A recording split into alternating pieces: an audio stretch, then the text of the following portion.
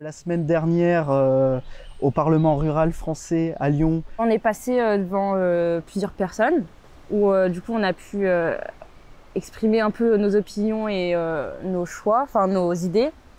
Donc on a un peu parlé de ce que nous on vivait en tant qu'Européennes. Après ça a été très court, hein, on a parlé à peine 5 minutes.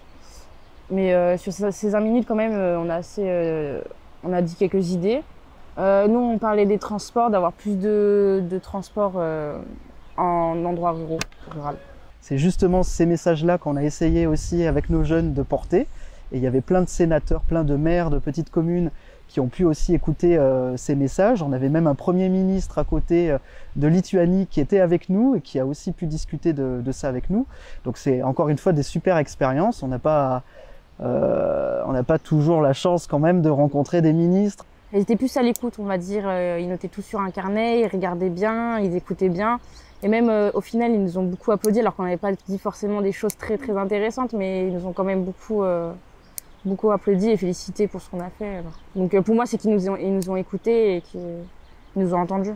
Mais aussi, on avait un peu de regret parce qu'on n'avait plus d'idées, de choses à dire, mais une fois sortis, en fait, c'est à ce moment-là que les idées sont revenues en tête et que c'était trop tard, on pouvait plus s'exprimer sur la pensée qu'on avait. En fait, c'est pas forcément qu'on a oublié, c'est surtout que ça a été dit, en fait.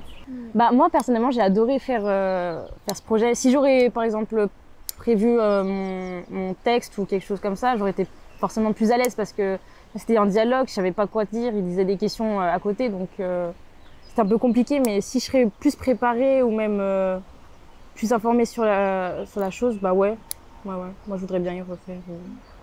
Moi, celui qui m'a captivé le plus, c'était Enzo. Il parlait vraiment pour les jeunes, lui. C'était différent parce que je trouvais que les autres, ils parlaient.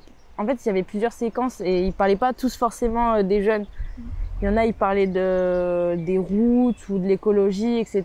Par contre, Enzo, lui, était vraiment focalisé sur pour aider les jeunes, pour la parole des jeunes, quoi.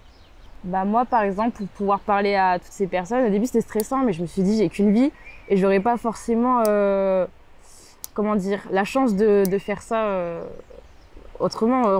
Rencontrer des ministres ou quoi, tu fais ça qu'une seule fois dans ta vie. C'est pas dans la vie courante qu'on rencontre des personnes placées comme ça.